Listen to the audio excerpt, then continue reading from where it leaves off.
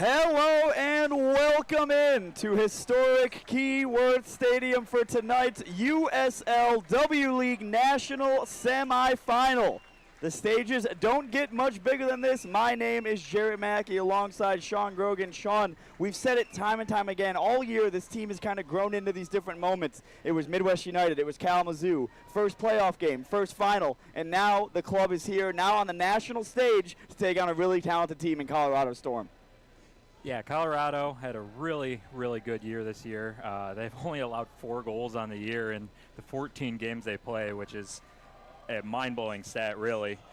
They do have 1 loss, though, so it is not a battle of unbeatens, but clearly Colorado, and they beat a strong California Storm team in the first round. They beat FC Olympia in the second round, a 3-0 victory, and they come into today's contest with most of their players who have played heavy minutes for them all season. They really did not lose a lot after this travel across the entire country. And we will get a look at the Detroit City FC starting 11 here from Keyworth Stadium. Detroit City FC, we've talked about it, you know, the MPSL days, it was difficult to put a good team together late in the season. Detroit City FC, clearly no issue with that at this point in the year here, with both teams, you know, able to bring a really strong team across the United States. One good thing for Detroit is the return of Avery Peters tonight. That's the Colorado starting 11, yeah. So you mentioned like the quality they're able to bring all the way across the country on a week's notice from Colorado. Really impressive to have this strong of a lineup coming across the country.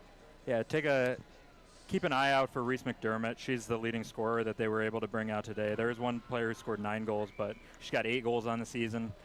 Very good year for her. Alexis Mayer as well, the incoming freshman at the University of Alabama down there in Tuscaloosa, so another really good player to keep an eye on. A younger player, Colorado, similar to Detroit City FC, youth seems to be kind of the hot ticket in the USLW League, as definitely on display there for Colorado. Switching gears a little bit now to Detroit City FC, starting 11 unchanged. Avery Peters comes back into the squad after a prolonged absence. Yeah, it's really good to see her back. She's been playing center back most of the year. Early signs are that we'll see her back to her original midfield position today, as Detroit loses a little bit in the midfield today. And interestingly enough, too, for Avery Peters, she's sort of playing in an advanced role, at least based on the formation that we've seen. So maybe, you know, we've seen all year her quality when playing the ball out of the back, and it's me now playing the ball on the front foot, getting the attackers, linking play up with Ella Kane and Hannah Crum, leading the line for Detroit City FC this afternoon. It's a hot one here at Keyworth, Sean. I don't know if you were here for the first game, but it's been a hot one at Keyworth all day. Yeah, I made the mistake of standing out there in the direct sunlight for that one, so happy to have a little shade for this one. And Detroit City FC wearing white, the same kit they won the final last week and against Indy 11, Colorado in the black. So we'll see if that plays a factor as the sun continues to beat down on Keyworth Stadium. All eyes on the referee now, ready to get things underway from Keyworth in the 2024 USLW League National Semifinal. It's going to be Hannah Crum that's going to start the festivities for LaRouge, and we are off from Keyworth. Hannah Crum instantly involved on the ball over to Danny Steffen. We saw Steffen and Crum come on as late subs against Indy 11, and from that moment on, the game was pretty much over for Indy. Yeah, Detroit really likes to go to the bench. They have quite a number of subs that have played heavy minutes this year, again tonight. And they're able to. I mean, we've seen the quality off of the bench sort of just get better as the season went on. It got to a point where, you know, you would look up and Lily Bosley's coming off the bench, a starter at University of Michigan. You would look up and Danny Steffen, one of the most experienced Spartans of all time, coming off of the bench. So you lose a little bit of that tonight with those players having to come in due to, you know, the Minnesota core of players returning. Sophia Romine, the Childers, they're returning back to, you know, University of Minnesota. So tonight, some of the depth becomes starters, and then you have to see how you can change the game later on. But still a strong bench for DCFC with Defend out there, Ferraro, Kayla Addison, always a good player to bring off the bench, especially against tired legs. So no drop-off really in terms of quality for Detroit City this evening. Murphy's going to blast that one forward, looking for Hannah Crum. Crum has some work to do. It's not going to get there, but Emily Padgett's going to step up into it. Good job by Padgett to keep it at her feet there. She's going to play right for the ball across. Back over to Ella Offer on this near side. Back inside to Ella Kane. Kane finds Steffen.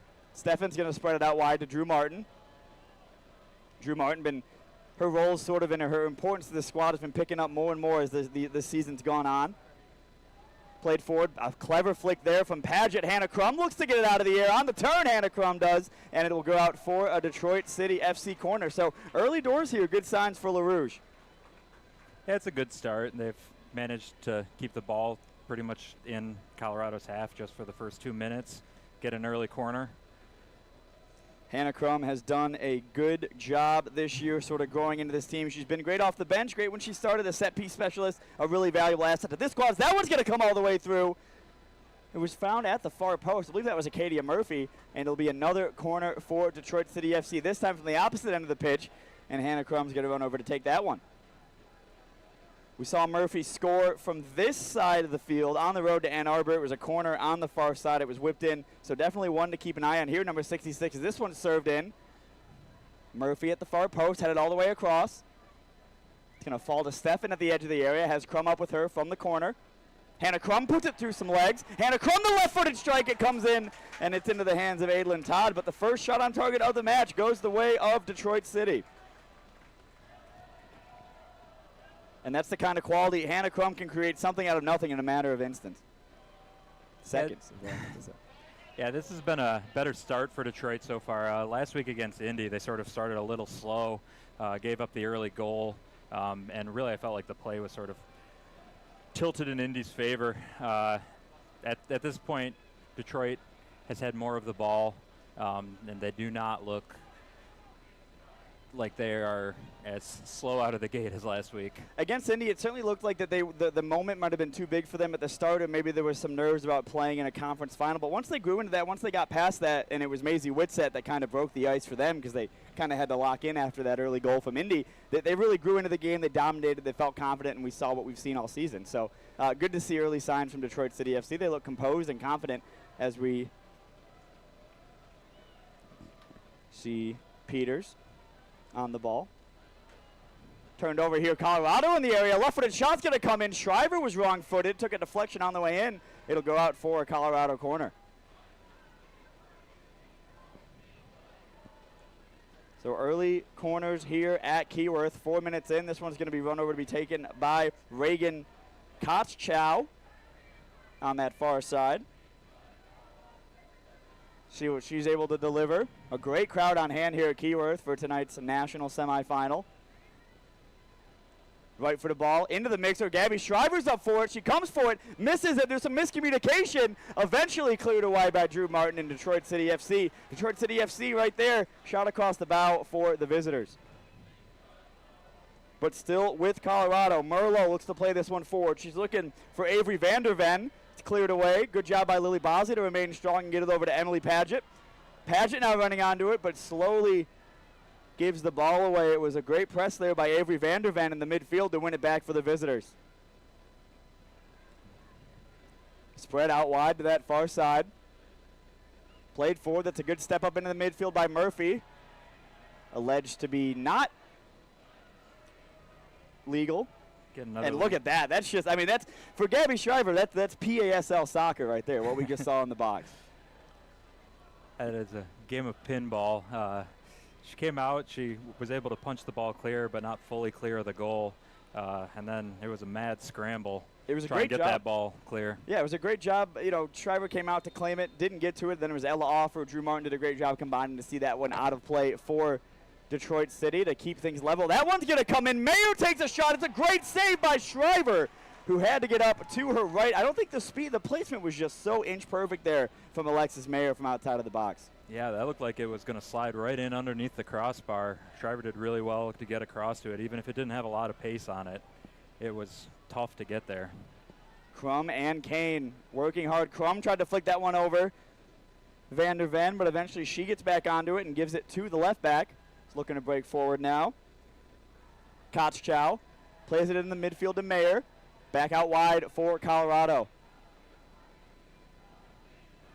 Back to goal play from Reese McDermott, who eventually finds the fullback. A really flowing move here from the visitors. Mayer now gets it back inside to Dominguez.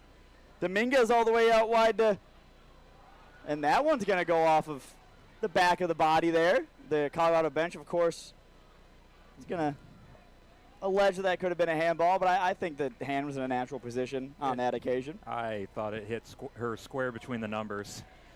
personally. That was Swearenga on the far side looking to get into the Detroit City FC box. Played that one in, and it went off of the body. Referee happy to let that one play on. All the way back out wide. Colorado here early on, not afraid to exploit the flanks. As that one comes in, Shriver would have been off-put by it for a second, but it goes out of play. We'll see it again here. That save from Shriver. Had to get up to her right, did so to keep it out of that upper corner. And the quality that Gabby Shriver has shown all season has been incredible for Detroit City. She hasn't had much to do. You know, the Detroit City FC backline has stood tall all year, but when she's been called upon, she's certainly answered. Yeah, and she's not the tallest goalkeeper in the league, but she is extremely agile, and we saw a good example of it right there. And she has saved nearly everything that opponents have been able to put her direction this season. Agile, experience, like in terms of a goalkeeper that's not one of the tallest in the league, like you mentioned, she certainly has everything else, you know, to be a top keeper in this USLW league. As now Colorado looks to push the envelope a little bit, breaking forward. Swearenga is going to play it into Mayer. All the way back out to Merlot, back out to Swearenga. That one tried to connect with Dominguez. McKenna Dominguez on this near side, but a little bit too much on it. That goes out for a Detroit City FC throw-in.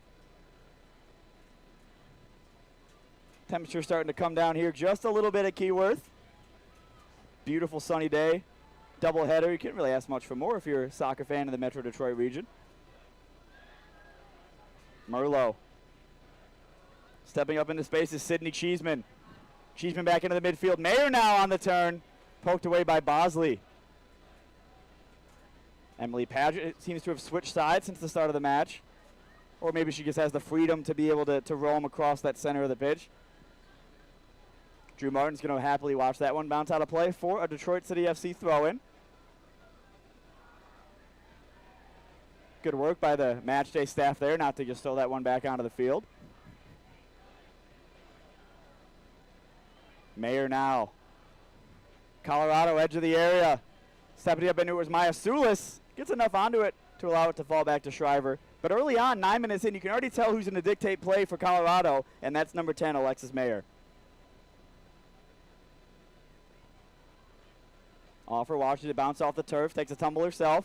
Good press there and one by McKenna Dominguez.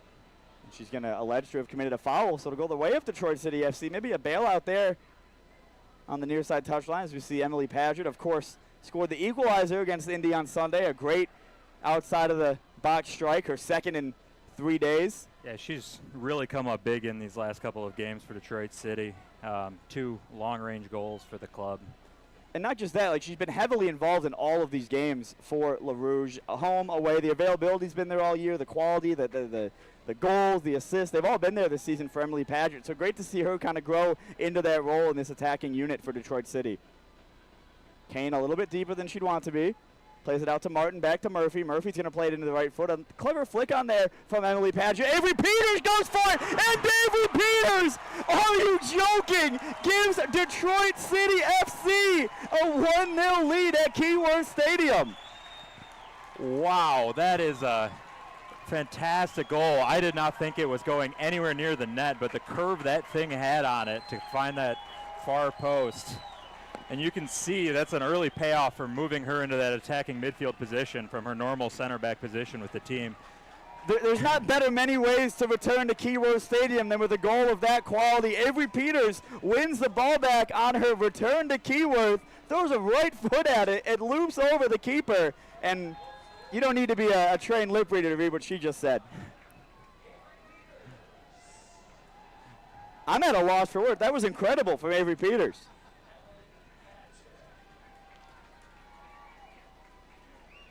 Emily Paget credited with the assist on that one, and that sent the crowd into a tizzy here at Keyworth. That was awesome from Avery Peters. Sometimes you can just say that was awesome, and that was absolutely awesome from number 25. I still can't get over how much curve that ball had on it. It looped up and over Adlin Todd and Detroit City FC. They've been no strangers to spectacular goals this season, especially at Keyworth Stadium. Add that one to the list. Avery Peters And then she wins the ball in the midfield, puts it through the legs of her own teammate, both at LaRouge and the University of Michigan, and gets Detroit City FC moving forward once again. Kane into Crum. Crum shuffles it out of her feet, goes to ground. Referee's going to make the decision right there. I still can't believe like that. Like it's insane.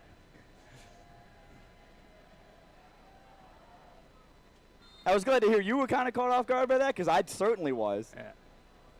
Yeah. I mean, we've seen quite a few goals from outside of the box in recent games, but that might be the best of them all.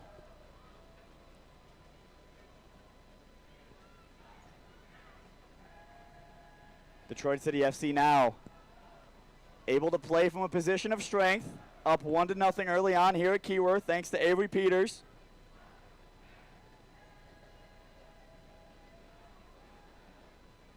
Interested to see now what Colorado does to kind of shift things up and move things along, being 1-0 down now.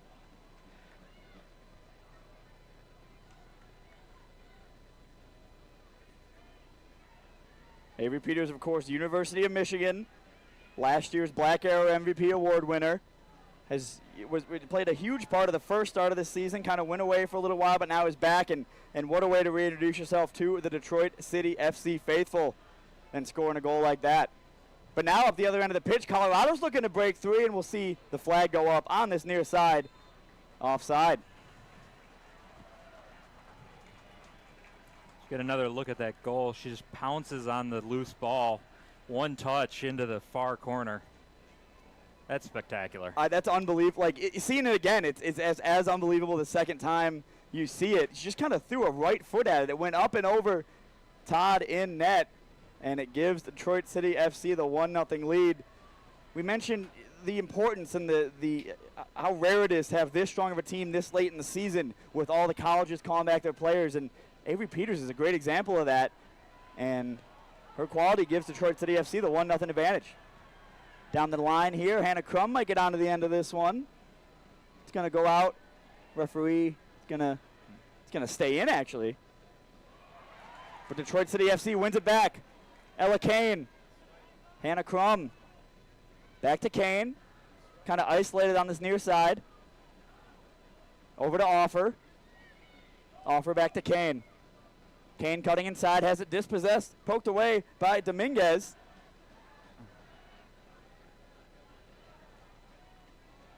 And Sulis is going to have some tracking back to do.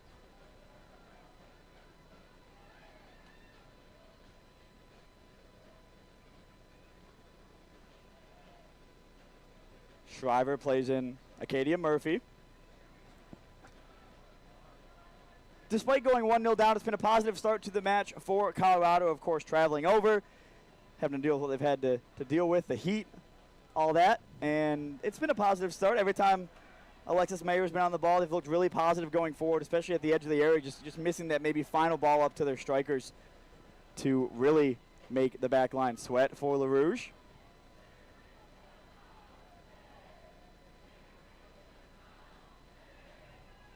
That one goes up and into the crowd.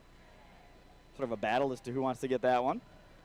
Emily Padgett credited with the assist once again. Kind of making a habit out of that at Keyworth, certainly in the playoffs as well. Western Michigan University Bronco, her and Drew Martin down there on the field.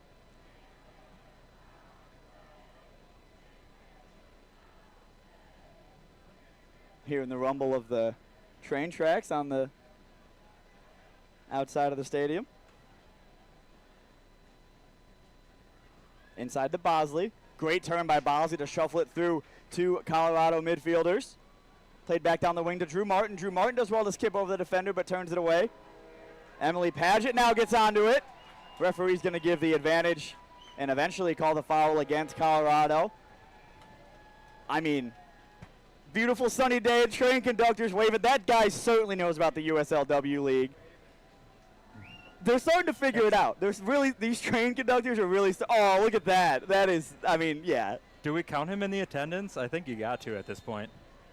That might be the best train engineer that's ever driven by Keyworth State. Imagine we gave him a goal for that.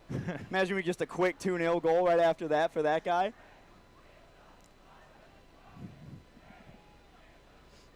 I kind of wonder, like, if the engine of that train is loud enough to where he can't hear the chant that the supporters are doing. I hope he can, because I hope he knows the love's reciprocated both ways.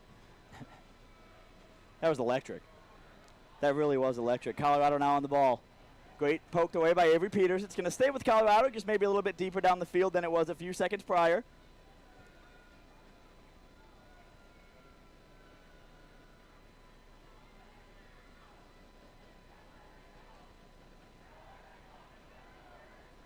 Thought Avery Peters was going to get on that one. Colorado now looking to shift play from the far side to the near side. Swearenga's going to be on it. She's going to play it forward into sort of a no man's land. Murphy and Shriver have a little bit of a discussion as to who's going to get that one. But it eventually just goes to Shriver.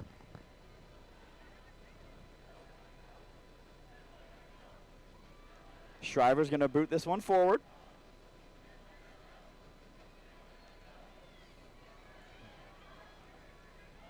Peters has it dispossessed. Colorado now breaking the other way. It's a 5v1. But a great job to cut inside by Reese McDermott. Maya Sula's having to do some defending. McDermott's going to cut it back onto her opposite foot, and then Ella Offer with the casual poke out of play. Reese McDermott's another player who's looked pretty lively in these early minutes. That was a pretty good dribble there. She pulled in like 4 or 5 Detroit City defenders just to herself, so you have to think that there's open Colorado players on that attacking end if she can keep doing that. Avery Peters now, the goal scorer, is going to play it out wide to Emily Padgett, making a promising run forward. Padgett looks to slip in Hannah Crum, just maybe not enough speed up there or composure on the ball to get to it. Oh, you know what I learned, Sean? I learned that train conductors are the ones that welcome you, like when you're getting on the train, and engineers are the ones. So that guy who waved was an engineer. But if he was welcoming folks on, he was a conductor. If that info's wrong, it's going to be tough, but that's what I looked it up. It's in my head now forever. So just tell people that the next time they ask. I'm sure that comes up in conversation all the time in 2024. Near side now. Swearenga's going to play right for the ball across. Headed at the far post, but headed up and over. Drew Martin was there to cover it, and it was just up and over the bar. So Shriver's going to be on the end of that one. Drew Martin, been a mainstay for this squad, was of course heavily involved last year and even arguably more involved this year. Just had to work for her place in this team a little bit, but been a constant starter for the last few matches. Stefan in the midfield now. Great job to settle that one down and get it back to Maya Sulis. Sulis onto her right and plays it forward.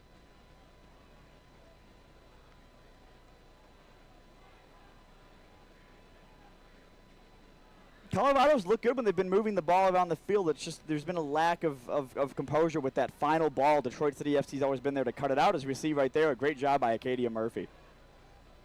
Of course, that's a big part of the reason why Detroit City has made it this far in the playoffs. They do not make finding that final ball easy. And this is a defensive line that has played together with each other all season pretty much. So Offer's going to see that one skip out of play. It's going to stay with Detroit City FC at midfield.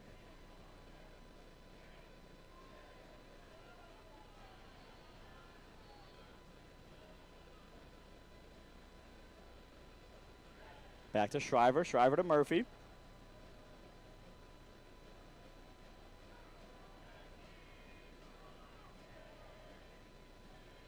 Played forward. Good job to cut it out there by Van der Ven. Martin. Good composure on the far side touchline. Emily Padgett latches onto it. Plays it into Stefan. Stefan all the way back to Murphy. Detroit City FC is so composed to an impressive degree when moving these balls in these 1 or 2 passes, these quick movements. That's kind of been the biggest difference for me anyways from this team to teams in years past. Yeah. Oh, a clever flick there from Hannah Crum. Bosley slipped in, maybe just a little bit too much on it as Todd is in, and I kind of stand corrected there. But also what led to that move was these clever 1-2 passes that opened up space further down the pitch. Yeah, I was really impressed in the middle of that play. Danny Stefan had was under heavy pressure as the ball was coming into her. Just one nice little touch back to her center back, really sprung that open. And it's good to be able to have that, bring that sort of experience in when she hasn't played a lot of the season, but she fits right into this starting 11. That kind of just shows you also the quality that she has around her to know that those passes are coming, for her to be able to anticipate that her teammate can do something that impressive. And it just, like you said, it's impressive considering, you know, how long she's been away and things of that nature.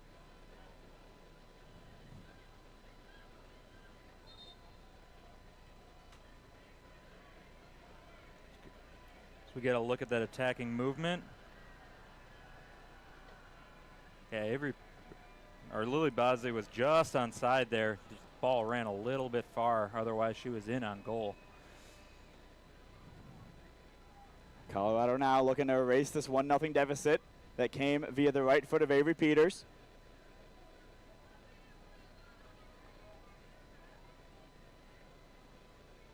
All the way out wide. Colorado looking to exploit these flanks, cross the ball into the box. I was going to say, really hasn't worked against Detroit City FC this season, but not many things have worked for other teams attacking LaRouge this year. Murphy's going to play that one into Bosley, who's just in acres of space, but kind of hesitated on it a little bit. Bosley cuts it back. Right-footed ball. She's going to find Emily Paget, but I think just sort of tripped up by the defender. I think referee, I don't think a foul was called. I think the Colorado player was asking, what are we doing on that occasion? They just tangled legs a little bit. I do have a feeling, though, that if that ball had fallen to the Detroit attacker, that you might have seen it whistled. Instead, since it goes to Adeline Todd. Emily Paget bursting through the middle there, looking for Hannah Crum, but poked out crucially at the last second there by Avery Vanderven, who, if you're looking for a player from Colorado that's kind of stood out so far that's not named Alexis Mayer, I think Vanderven's definitely been in that conversation. Defensively, she's been great, but when she's needed to, she stepped up into the midfield.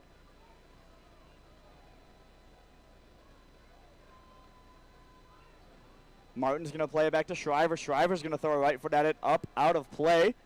So it'll be a throw in to Colorado. From about midfield, but still in Detroit City FC's half.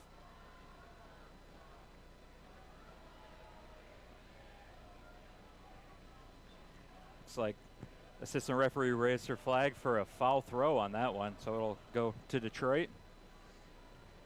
Not often you see foul throws called. It is not a very common thing. The first time I ever played outdoor soccer, Sean, I did a foul throw. And when the other team got the ball, they threw it in, and then someone hit like a 60-yard screamer in my face. And that's the first and last time I played outdoor soccer. Well, now you remember how to throw it in, I'm sure. I don't. That's the funny thing is I actually don't. Colorado now into the area, has some options in the middle. Great cut out there by Maya Sulis, and it really needed to be because there's about 3 or 4 Colorado Storm players queuing up in the center of the box. That's the tragedy. Actually, I don't know how to take a throw in still. Like indoor, I'm looking for anyone else to take the throw in.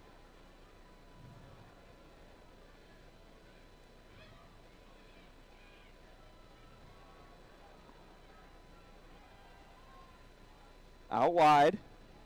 Played back into the area. Murphy's going to cut it out. Not really convincingly, though. Danny Steffen had to get a foot on it. Now it's Mayer who's going to take. I thought that was a left-footed shot. Maybe a pass because she had McDermott in the box up there with her. But it'll be a corner for Colorado. The game's been 50-50, I think, since the goal from Detroit City. It's been back and forth. Both teams have had possession and they've had attacking movements, but no real clear-cut chances for either team in the last couple of minutes.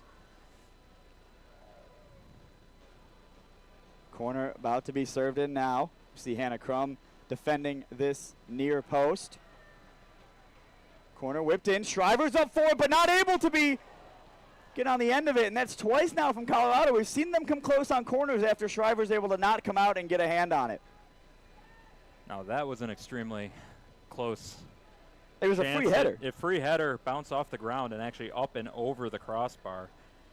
As Shriver's being tended to here by the head official. Gabby Shriver this year has been banged up on a couple of occasions, but has always come back stronger, always come back, stayed in these matches. We saw her take a nasty, nasty kick to the leg in the final seconds of that Riverlight match last Friday. We'll see it again here. Wow. That's going to be one that Hannah Gallegos is going to want back. You mentioned a free header, open goal, headed it down, which is what you want to do in that situation, but just a little bit too narrow to the point where it went up and bounced over the crossbar. So a huge sigh of relief for DCFC right there. The reason you want to head attacking headers down is so when it does bounce up, it will still find the goal. But on that occasion, just the wrong angle for her. I mean, you could argue if that's on grass, it's 1-1 at Keyworth. Very possible. Keyworth bounce. Colorado. But chances like that will give Colorado confidence that they can create chances and opportunities against this really strong Detroit City FC back line. We mentioned, of course, in the Open, the Colorado winning the Mountain Division. They only conceded 4 goals all season, so this is their 5th.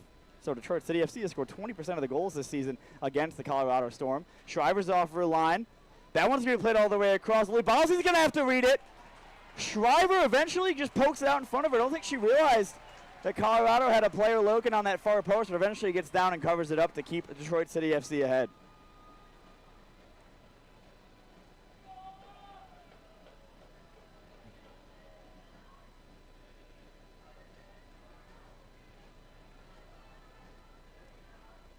Colorado will have some more wind in their sails after these last few minutes have been positive for them, earning a corner, having a clear-cut opportunity, and looking to break forward to find the equalizer. Soranga now on this near side. Plays it across and over and into Dominguez, but back to Soranga. Soranga's going to play the left-footed ball across, cut out by Lily Bosley. Played down the line back to Soranga. Soranga's going to scrape a right-footed ball in, but just a little bit too much, and it goes out of play for a Gabby Shriver goal kick. So we've seen these last few minutes sort of pick up. We've seen traffic pick up. We'll see it again here. Played all the way across. That was a great shot running across goal, and then, yeah, Shriver had to get down quickly. We've seen these last few minutes sort of pick up for Colorado. What does Detroit City FC have to do to counter that and kind of get themselves back into this game and get themselves going forward again, Sean? Well, they've been able to get in the way of almost everything, but they really seem to just be clearing the ball rather than playing out together and being able to build anything out and down the field. They're getting the occasional counterattack, but I really think they just need to take their time, hold on to the ball, move off the ball, get some more movement up the field. We saw Detroit City FC go incredibly direct against Riverlight in the first of the 2 playoff games last weekend, and it was sort of an unfamiliar thing for us to see from Dave Dwayhe's side. Do you think we're seeing that today, or it's just like they're clearing the ball just to get it out of the danger? I think with the way these last couple of minutes have been pretty positive for Colorado. That's mostly been clearances to get away from the danger. And we were saying at the time, like, despite the fact that Detroit City FC was playing in a style we've never seen before, they were still incredibly successful coming out of that Friday semifinal with a 3-0 victory over Riverlight, which then set them up for Sunday's conference final where they beat Indy 11 3-1. Colorado now looking to employ these little triangles here, but it's a really good battle between Offer and Soranga on this near side, eventually won by Soranga in Colorado. But Acadia Murphy latches onto it, plays it forward, and again, just like you were saying, we see it right there. And the bench wasn't happy with that decision from Murphy. Notably, Eliza Barron Danny Evans down there was unpleased with it. Bosley applying the pressure in the midfield. It's going to go out of play, and the fact that that stays that comes back to Detroit City FC is because of the pressure that Lily Bosley was employing. We're going to see the first hydration break here from Keyworth Stadium. We mentioned how hot it was. We weren't joking with you folks. It's been a hot one at Keyworth.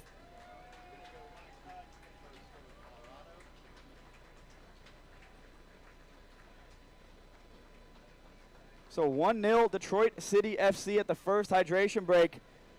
We mentioned Colorado and their route to the national semifinal. Let's take a look at it right here. Of course, regular season of 10-1-1. They beat California Storm 3-0 on July 5th before defeating FC Olympia 1-0 on Sunday to come out of the Western Conference. Of course, FC Olympia, the former Detroit City FC defender Ella Kerouac playing for them this season. So that's a strong West to come out of, and that's how they got here to today's national semifinal. Detroit City FC, of course, a regular season record of 10-2-0, undefeated for Le Rouge. They defeated Riverlight FC 3-0 on last Friday before defeating Indy 11 3-1 in the Central Conference Final. And that was a great weekend for soccer for Detroit City FC, Sean. Oh, it absolutely was. We had 4 games at Keyworth. I was in attendance for all of them. I was having the time of my life.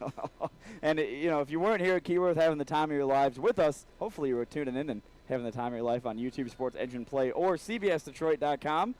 Appreciate everyone tuning in to today's broadcast. Detroit City FC enjoying a 1-0 lead after 31 minutes of action from Keyworth. Avery Peters with the early goal to give LaRouge the advantage, and what a goal it was. So the sides breaking out of their huddle. We always hear people talk about that these water breaks are also coaching opportunities, as we see that on full display here with the full complement of Dave Dwayhe's staff. And what's interesting right there, you'll see Dave Dwayhe standing there, just kind of standing there, and then we see Danny Evans doing the coaching on this near side, speaking to Avery Peters and everyone else as they head back out there. Yeah, Danny was speaking to 3 of the players playing in the central midfield right now for Detroit City, so really maybe she saw something in particular that she wanted to all get on the same page for. Danny Evans, of course, coaching acumen herself, led the PASL indoor team to the national semifinal against Snohomish Sky, where they lost down in Cincinnati after making it out of their group. And it was a great, fun season. We mentioned the PASL season all the time, but it becomes so relevant. That early Gabby Shriver chance where she had to fight her way through the box to get to the ball to keep Detroit City FC ahead. You would see that in every single match in the PASL, so it does translate over to the outdoor game as well. Kayla Addison's goal against Indy on Sunday was sort of on the ground. She had to fight for it to eventually get onto it and be heads up about that. You'd see that in the PASL all the time as Avery Peters tries to slip that one into Emily Paget. It's going to come back to Peters. Thought she thought about having the shot right there for a second. Dave Dwayhe's first win as the USL W League head coach for Detroit City FC came last year on the road to Cleveland Force, a 1-0 victory, and that was the result of an Avery Peters strike. Not as powerful, not as dipping as that one, but still a strike from distance outside of the area, so that's not her first one for LaRouge. She's no stranger to the midfield either. She did play mostly in the midfield last year and then sort of converted to a center back both at college and for Detroit City. So a little bit, maybe she's just a little bit rusty on it, but it's absolutely not an unfamiliar position for her. And even when you mention, the fact that she played midfield and then moved to center back, but even then she would step up into the midfield from the center back. She would play the ball into the midfield from center back. So while she was positionally a center back, it was still a lot of the same stuff you're going to see from her today playing in the midfield. Ella Kane's going to try to use her pace to exploit the wide positions, cuts it back to Hannah Crum. Hannah Crum sizing up the defender, elects to go to the goal line, going to play a left-footed ball across. That one's going to come, it's going to stay in play actually. Eventually cleared away by Colorado. Good turn there by McDermott. She beat Maya Sulis. Maya Sulis, I thought, won that ball back cleanly, but the referee has other opinions. Of course, the Detroit City FC bench is going to agree with us, and we'll see a yellow card issued. I'm not sure to who. The angle of the look was of Acadia Murphy, but I don't, unless she would have said something, I think Maya Sulis might be the one that picked up a yellow card there. If that's a yellow card to Sulis, it's for cutting down a promising attack if it was a foul. But if it went to Acadia Murphy, the only thing it could be for is for delay of play by carrying the ball with her.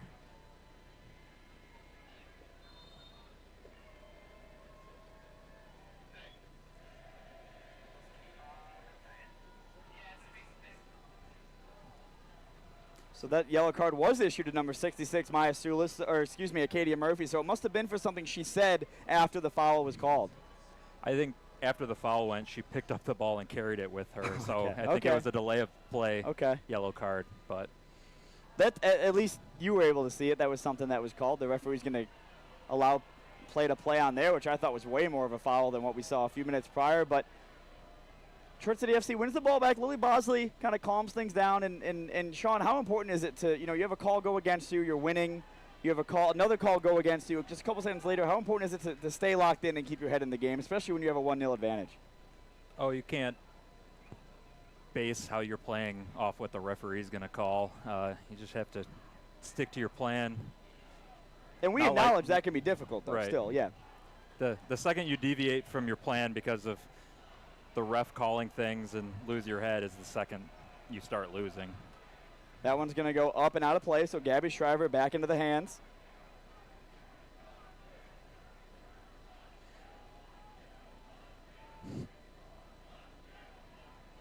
Crowd at Keyworth disagrees with some of the most recent decisions from the officials.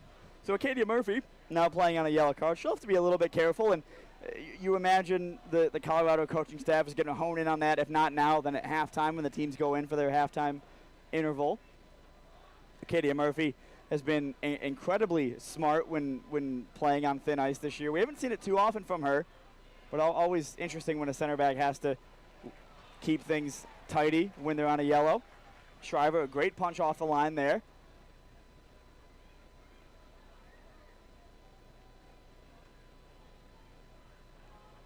Colorado now looking to get a goal for all the half chances they've had. That one's going to come in. A great jump up into the air by Murphy to block that one by Mayer.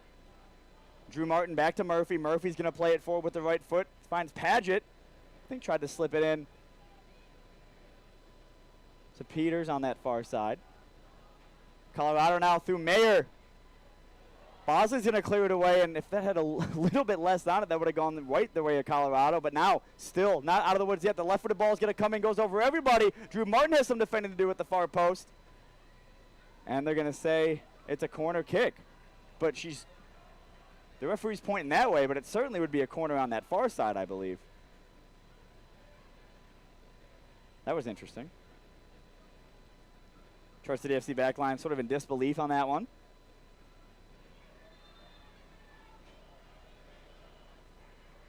Now the referee points to the proper corner and says, on my whistle, so she's going to have some sorting out to do into the box before she allows this one to be played in. Look how crowded and look at that, yeah. Players are in around the goalkeeper. And that one, yeah, that comes in, and Colorado finds the equalizer. It's only a matter of time for Colorado to find the equalizer off of a corner. We saw it right there, the crowding of the goalkeeper. We've seen that more and more across all leagues this year. They've realized that the goalkeepers can't really do much. They're put into a box when what they're allowed to do on corners, and it pays dividends for the visitors right there. That's a great ball, that near post, too. Yeah, Shriver really had no chance of getting to that ball because she would have had to swim through 4 or 5, 6 bodies to get there. Really, the only thing that could have saved that goal for Detroit City was from one of the players, whoever was marking that player. And that was a great job, but we've seen Colorado come close on each of their corner opportunities so far. We've seen as that one's going to come in, but it was always ambitious from Avery Peters. We've seen Colorado, they've come close on corner kicks and finally get the reward for it right there. It's 1-1 at Keyworth.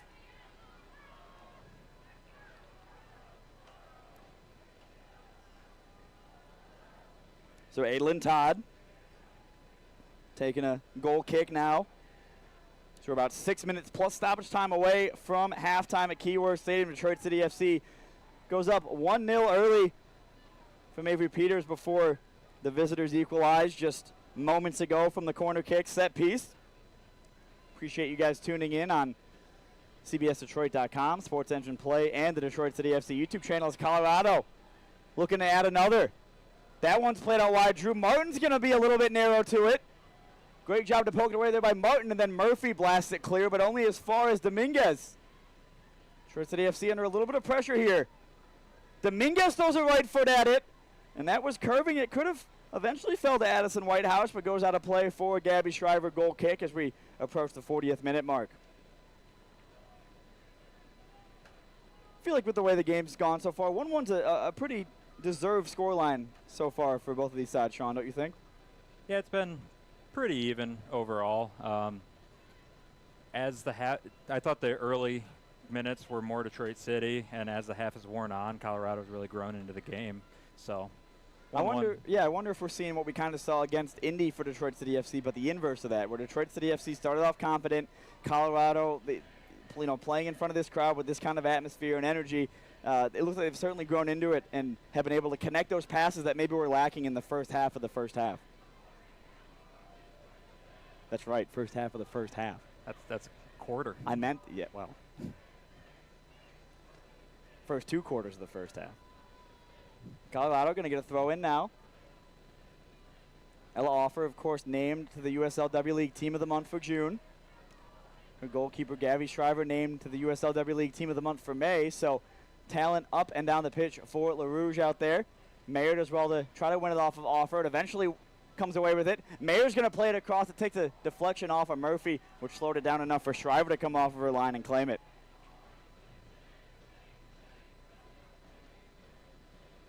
Shriver assessing her options. Looks to boot this one up into the midfield. Emily Padgett's going to have to get up to win a header. Never really stood a chance. Danny Steffen wins the header, though, this time, but only as far as Colorado Storm's back line. Martin up for it. Steffen. Neither side really able to settle it down right now as Ella Kane sees that one out of play for a Detroit City FC throw-in. Thrown into Steffen in the middle. Steffen's dispossessed. Crum steps up and was going to ground a few yards early. Always has the hair on the arms raised up when you see especially a forward going to ground like that to win the ball in the middle of the park. Really good battle there between Dominguez and Bosley. Dominguez wins out on that occasion. Murphy looking to go long here. Sees Hannah Crum in a pocket of space. It's going to stay with Detroit City FC and Colorado Storm's half of the pitch. The strategy to go long from Detroit City FC is interesting to me. Ella Kane has some speed up top, but it's not the same speed we've been used to with Lily Jekyll up there. And I don't know if those two strikers can kind of play that way where you can go long and just blast it up to them and hope they're up there somewhere. Steffen does a great job to take it away from Colorado. That's a great touch inside by Danny Steffen. Had Avery Peters in the midfield up with her. Likes to go back to Sulis. Maya Sulis over to Acadia Murphy. Murphy plays it forward. Bosley, I notice, is in a more advanced position now. Looks like she and Avery Peters have switched. Looks like they'll switch back right as I say that.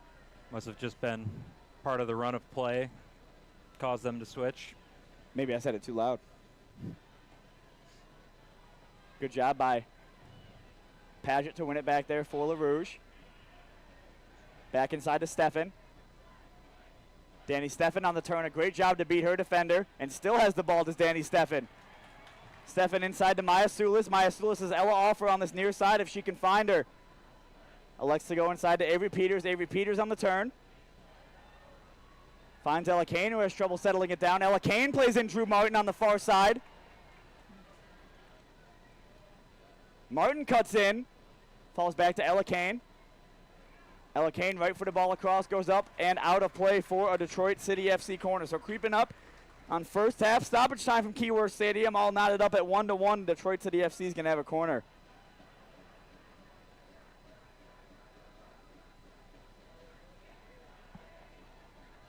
Hannah Crum deputized to take far side corners here tonight at Keyworth. Left-footed ball in. Acadia Murphy's up forward, back across the face of goal, but she's going to have judged or committed a foul. It's the first foul of the day we've seen on a corner. So sigh of relief for Adlin Todd and her back line. It was a good ball in, a good delivery, and good job by Murphy to go up and play it across, but was deemed to have done so illegally. So it'll go the way of Colorado, who I'm sure both sides kind of, it's at that weird phase where you want to just get in the locker room and assess what happened in that first half of action. I'm sure with the way the first half has gone that both sides will have plenty of notes for their team.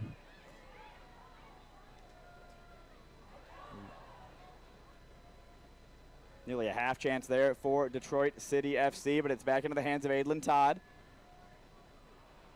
Colorado now looking to break forward on this far side, cut out by Drew Martin, and she really needed to, because if she didn't, the Colorado striker was in such space behind her. But I think Acadia Murphy would have had it covered, but lucky for us, we didn't have to find out. Sulis back over to Murphy.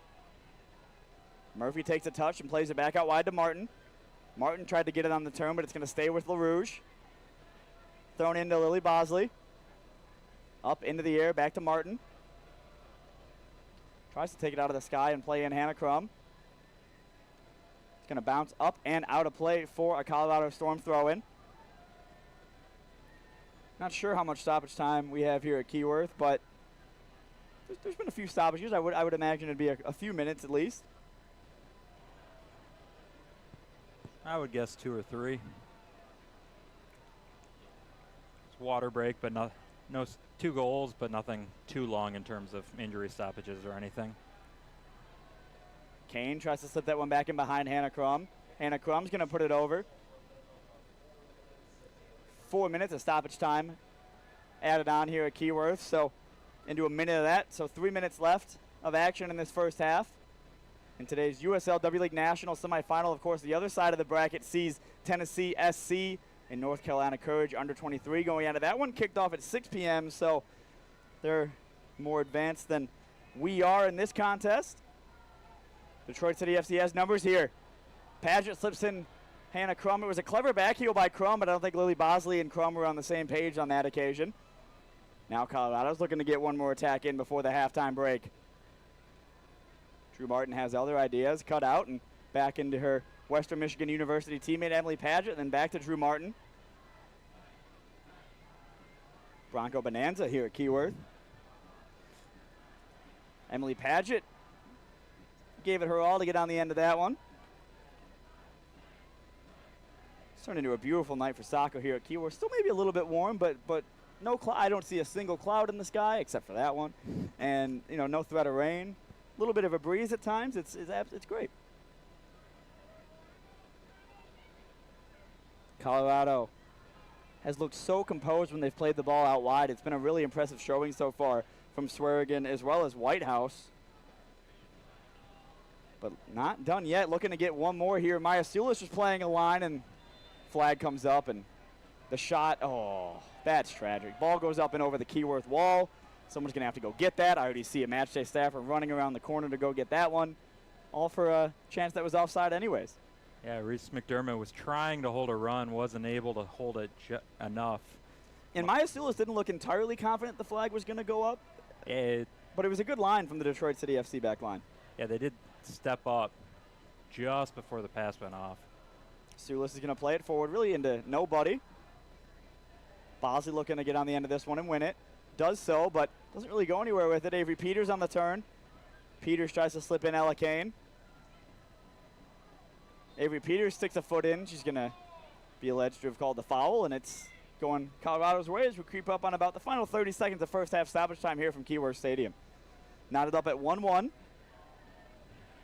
in the USL W League National Semifinal.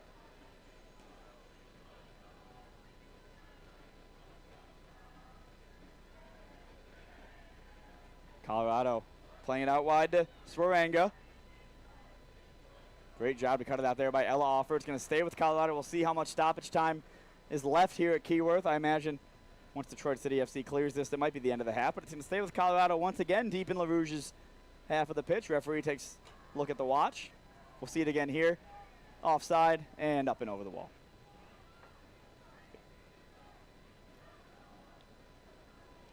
That one's going to go out for a Gabby Shriver goal kick, and that will do it for the first half of action from Keyworth Stadium. Detroit City FC took the early lead through Avery Peters. Colorado, of course, equalized on the corner kick. So a thrilling 45 minutes down, another thrilling 45 minutes, and perhaps more coming up from Keyworth Stadium. Don't go anywhere. We'll be right back for the second half of action in the USL W League National Semifinal.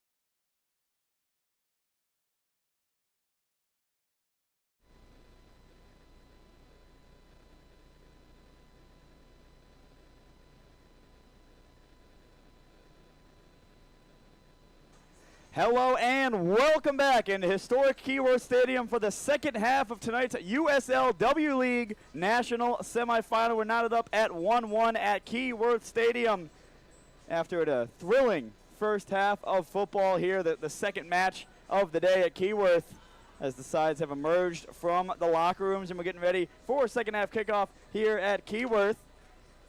Still a good crowd on hand. It's the squads break out of their huddle. We'll see how we got here.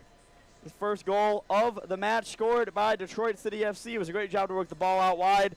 Ella Kane put it over to Emily Paget. It kind of bounced around, eventually played back. A great flick there by Paget. And then what do you even say about that strike from Avery? Every time you watch it, it gets better. Every time you watch it, it gets so much better. That's such a great strike by Avery Peters. Just threw a right foot at it, popped it up and over. The goalkeeper, Adlin Todd, had no chance on that one. And it sent the crowd into a frenzy here at Keyworth, going up ahead in the national semifinal. And as we've seen often this season, the other team is ready for kickoff here, Colorado Storm. But Detroit City FC still deep in the huddle. We see Avery Peters there. Kayla Addison. We'll expect to see her in this second half. And Sean, how have you seen this first 45 minutes from Keyworth? Well, it was a really bright start from Detroit City. They were able to grab the early goal. As the half wore on, though, it really seemed like Colorado started to take over that match. So be interested to see if Dave Joyhe's made any changes at half, either to the system they're playing or personnel-wise. They do have a deep bench, and the subs have been able to change games. As we say that, it does look like Kayla Addison is taking the field right now. Number 9 up top, of course, scored against Indy in the last round. So is Ella Kane, so I'm trying to see who's the one that making way here. It might be Maya Sulis. I see Avery Peters as sort of a defender in this situation. So I do think maybe Maya Sulis made way for Avery Peters. Yeah, Avery Peters slid into the center back position. Hannah Crum slid from the forward into the midfield, and it's Kayla Addison up top. So yeah, I think maybe Maya Sulis might have just come off in place of for Kayla Addison, and then Avery Peters slides all the way back to the back line. That makes sense to me. Avery Peters has been playing there all year. Back underway at Keyworth Stadium for the second half. Avery Peters, of course, played at center back, played in the midfield last year, and the second half of action we'll see her out of the back line for La Rouge. We mentioned functionally, positionally, tactically, even though that she's playing from the center back position, she steps up into the midfield, she plays the ball into the midfielders, so I don't think we'll see too much of a switch. But an interesting sub there from David Dwayhe and his staff. So Kayla Addison comes onto the pitch, of course, brings goal-scoring experience. Club's all-time leading goal scorer on the women's side. Added to her tally on Sunday against Indy 11 with the third goal of the match to sort of put it on ice for Detroit City. Alexis Meyer was so dangerous in that first half. She's going to play that one in. And immediately Avery Peters called into action as a center back. As Emily Paget looks to break out of the back line here and just kind of runs and muscles her way into the midfield. Steps over another Colorado player before slipping it into Hannah Crum. Hannah Crum now bursting forward. Cuts it back. Spins away from the defender Hannah Crum and plays the ball across into the hands of Adlin Todd. The angle just kind of kept getting worse and worse for Hannah Crum right there.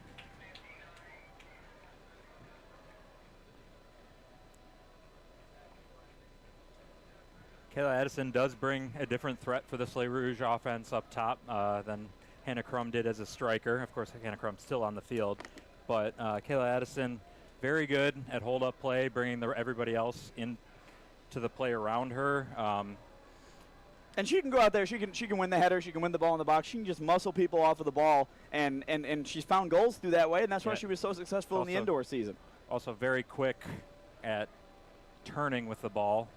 Able to turn a defender. We saw that all season indoors. This one's going to come all the way out. Shriver was off her line for a second, did well to retreat, and just kind of slides it into the path of Drew Martin. Immediately get things going underway again as Detroit City FC. We mentioned they were in a position for the final maybe 20, 25 minutes of that first half where it felt like they were just clearing the ball away at every opportunity. Would love to see Detroit City FC get back to the ball on the ground, doing what they've been good at all season, playing it quickly, 1-2 passes amongst themselves. Stefan settles it and just kind of flicks it back over her head, looking for Ella Offer. Colorado's done a great job so far of keeping Ella Offer at bay and keeping her isolated on that far side. Yeah, we've seen all season long that Ella Offer has been able to be up and down the entire left side, really pop up in those attacking spaces. Have not seen much of that so far tonight, so that's a credit to Colorado and really how much of the ball they've had as the first half wore on. That one's played across. It's back into the hands of Shriver. Jaden Goodrich was at the far post. She came in for Colorado at halftime. Stakes don't get much higher than this. Of course, this is the USL W League National Semifinal from Keyworth Stadium. The winner advancing to the national final. Set for next weekend. Venue, time, date, all that fun stuff still undecided as we got to see who's playing in that game before we can hammer out any of those details. Kayla Addison goes on her first run forward since coming on at the half. Kind of got around two defenders there, and her pressure keeps it for her side. Get an early indication of what Kayla Addison brings to the side when she's on the field. They were able to clear the ball long, and Kayla Addison really works hard to win that ball. It gives Slay Rouge offense sort of an outlet that they can play the ball too long that they didn't really have in the first half. It seemed like a lot of those crosses they just had to hit out of bounds. And some craziness going on in the other semifinal tonight. It was North Carolina Courage that were up 1-0, and then the 91st minute Tennessee SC found the equalizer from a penalty kick. So that one's certainly going to extra frames in North Carolina. As things stand, it'd be the same fate here at Keyworth. Emily Padgett trying to get him more involved further up the pitch now, as Lily Bosley applies some really important pressure on Avery Vander Ven. Crucial turn there from Adlin Todd, and it really had to be because she had Lily Bosley breathing down her neck on the press right there.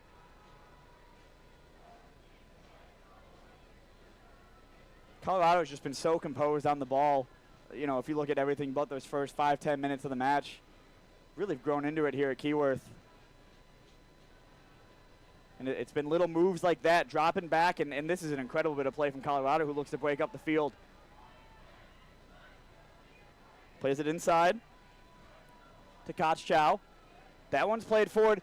A little bit of a miscommunication here as Acadia Murphy thought maybe Shriver was going to come out and claim it. Shriver now on the ground. We'll see her get tended to. I think there was maybe a late bit of contact there. Some frustration here from the Detroit City FC coaching staff, as well as some of the back line for that foot that was left in right there. See Nate Northup arguing the case on the near side. We've seen that a lot from teams just that come in here and they kind of kick at Shriver a little bit when going through. I don't think it's anything malicious ever, just going for the ball, and it's such a tight space when it's one-on-one between the goalkeeper and the attacker, and Shriver worse for wear on that occasion. But a good reception for Shriver as she gets back to her feet. Looks like for the time being she'll be good to carry on.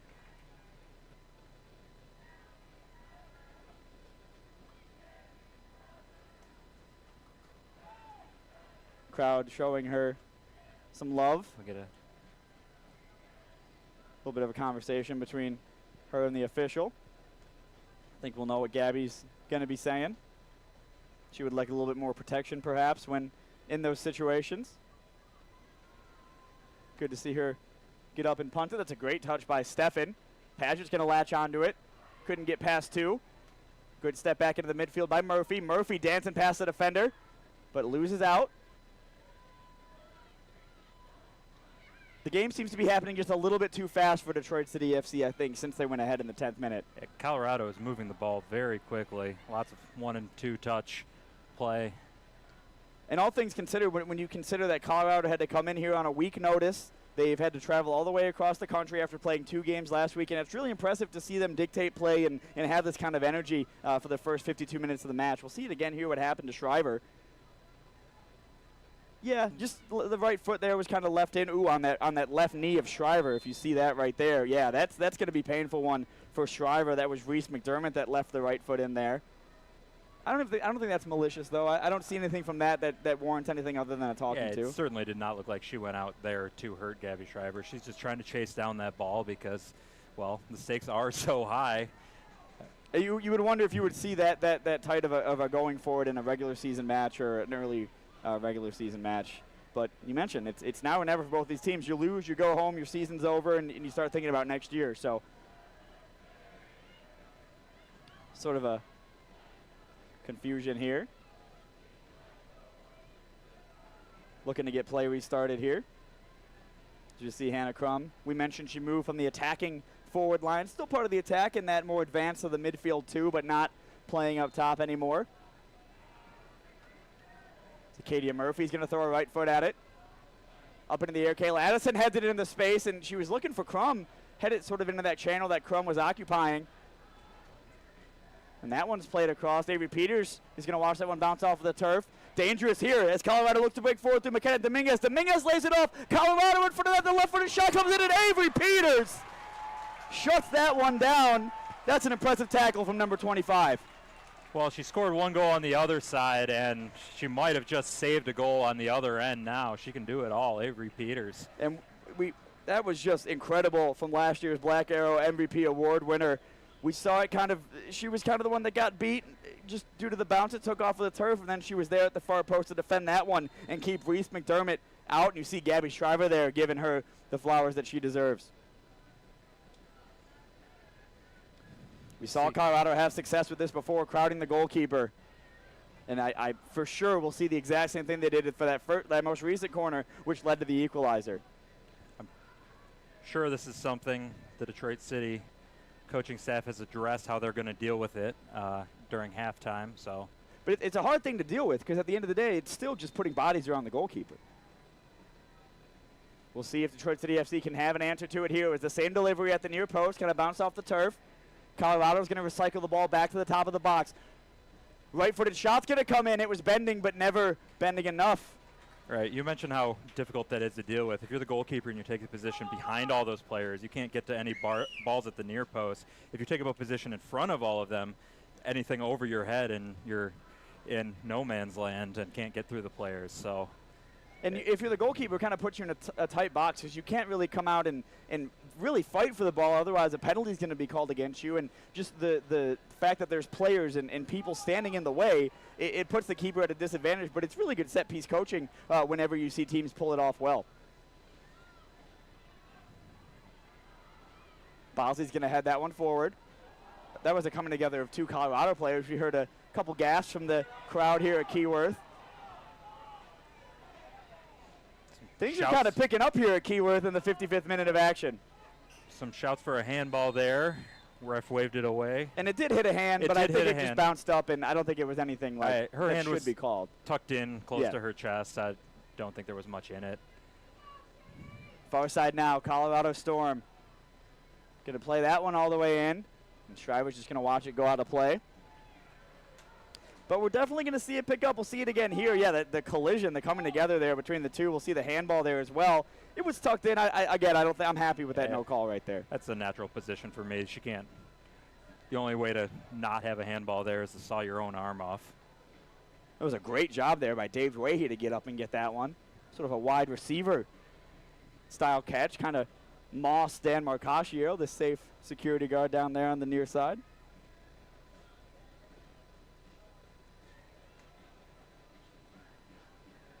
And we're going to see it pick up more and more here as the seconds tick on, and it gets that much more real for these players that it's win or go home.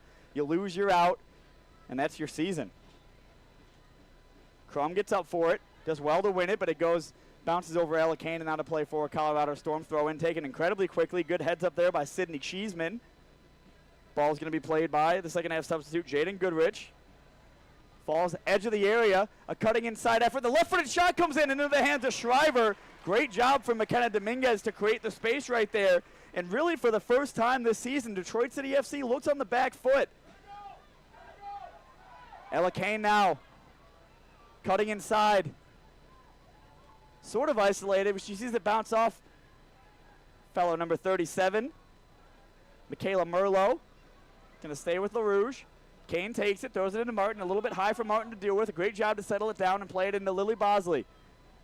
Bosley cuts it inside, looking for Padgett. A physical battle there between Emily Padgett and the Colorado Storm player, but some defending to do now for Detroit City.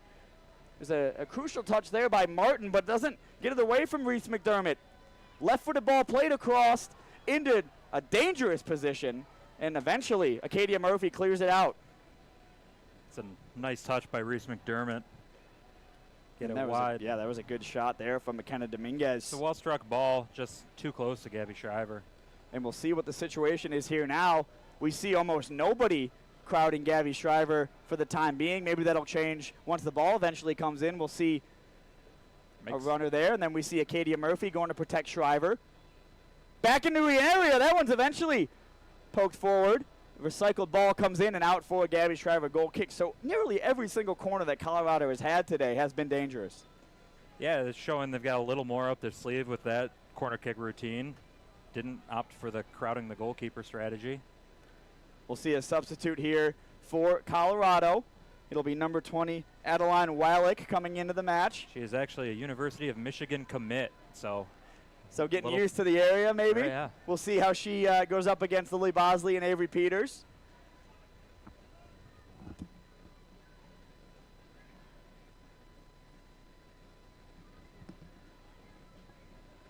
Talking to Coach David Dway, he said all year that this team has kind of recruited himself, and a great example of that is Avery Peters saying to Lily Bosley, listen, you should come play for Detroit City FC this summer. She came in and has made an incredible impact in the middle of the pitch for Le Rouge this season, both on the bench as well as starting when she's had to. She's been excellent in both situations. But Detroit City FC can't seem to just get out of this mode of clearing the ball and just giving possession back to Colorado, really in cases where they don't really feel like they should have to. Yeah, it's even the second half, as we've gone through the first 15 minutes of it, it does feel like it's more Colorado on the front foot, and Detroit struggling to clear the ball. Really have not had a lot of play in the Colorado half so far. And it's a rare thing, like I mentioned, like this is rare for Detroit City FC. Rarefied air for those players, rarefied air for Dave Dwahey and his staff to almost feel like they've been on the back foot this whole time. As again, Colorado looking to get something going. It's a substitute Goodrich. A great run on that far side by Jordan Crockett. Crockett's going to play right for the ball across. It takes a skip into the hands of Gabby Shriver. As we see some action on the Detroit City FC bench. Imagine we'll see a swath of substitutes here. We're about that 60th minute mark when head coaches love to make some changes. Again, you kind of give your starters one more chance to impress you in the second half and prove themselves worthy of staying on the pitch, as well as, you know, it's a good time to get some fresh legs out there as we see Colorado nearly slipped into some danger, but Shriver does well to come off of her line and claim it. Yeah, the substitutes around the 60th minute I thought have had a big part in swinging the games in the previous rounds of the playoffs, especially on the Detroit end. Their subs have been very effective. Peters now plays it inside to her Michigan teammate Bosley, but it's taken away by Mayer. Mayer's been quieter this second half, but still obviously a really talented player on the ball, so Detroit City FC is going to have to pay attention whenever she's able to get onto it in some space. Just a little bit too much on it there, and she pokes it out of play for a Gabby Shriver goal kick. We'll see some substitutions now. This will be Joyelle Washington coming on for Detroit City. It does look like Ella Kane coming off. Yeah. That's a sub I like. I think Colorado did a really good job of containing Ella Kane in this. They made it to where it was difficult for her to get on the ball and get herself involved. So a good shift from her, a lot of running around that she had to do, a lot of hold-up play that she had to deal with, but she's replaced after 60 minutes by Joyelle Washington. Joyelle has played quite often with Kayla Addison up top. They have a pretty good partnership, so I like the move from that standpoint to get the two of them together because they've been very effective when paired together. And the first person she goes and gives a high five to over there is Kayla Addison, so sort of checking in and saying, hey, let's go get a winner. And it was Amy Smith coming on for Colorado Storm and Alexis Meyer coming off. So, wow, I just mentioned how impressive she had been on the ball, but she kind of was more quiet in the second half so far, so maybe fatigue got the best of her, and she makes way for a really talented player in Amy Smith, as we'll see a foul go against Detroit City. Emily Padgett picks up a yellow card for a potential time wasting. Kind of the referee indicated that, you know, it's free kick time, and Padgett got in the way of it. Nate Northup's going to be arguing his case on this near side of the fourth official. A lot of good cop, bad cop dynamic for this Detroit City FC coaching staff. It's always Nate Northup that's tasked with explain his side of the story to the referee. It's never going to be Dave Dwahey that's doing that. He's cool, calm, and collected down there right now. Yellow card was issued to Nate Northup on the road to Kalamazoo, and those doing that stream that night wrongly said it was for David Dwahey, and I got a text from Tiffany Ebert-James. Did I hear that Dave Dwahey just got a yellow card? And I replied, are you joking? Like, there's no way like that would have happened. So great hesitation there by the Colorado Storm on the set piece. That one comes into the area.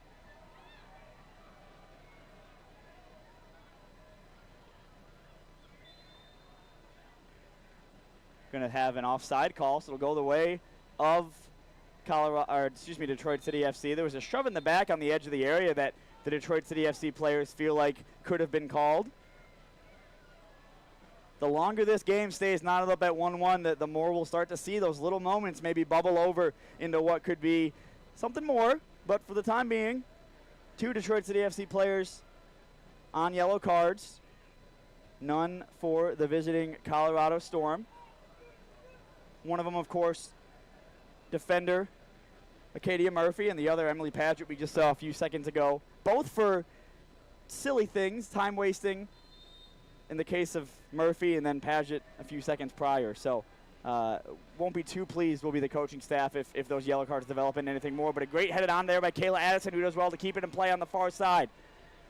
Kayla Addison cutting in. Plays it back to Danny Steffing, just a little bit too narrow, and it's pounced on by Colorado. It was a great turnover there by Kochchow, and they look to break forward. It goes off the chest of Murphy. Martin plays it back to Murphy. Murphy back inside to Peters. Peters inside to Bosley. Bosley to Crum, and this is where Detroit City FC has had success all season. It's something they've just not been able to do today. Martin's going to play it forward, looking for the run of Paget. Paget beaten to it by Vanderven. Vanderven is going to dribble it out of play, so it's going to stay with Detroit City deep in the Colorado Storm half of the pitch.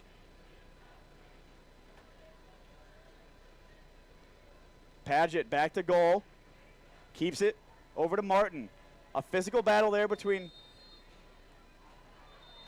and we'll see a drag to the ground there perhaps out of frustration. Drew Martin's going to receive a talking to by the official.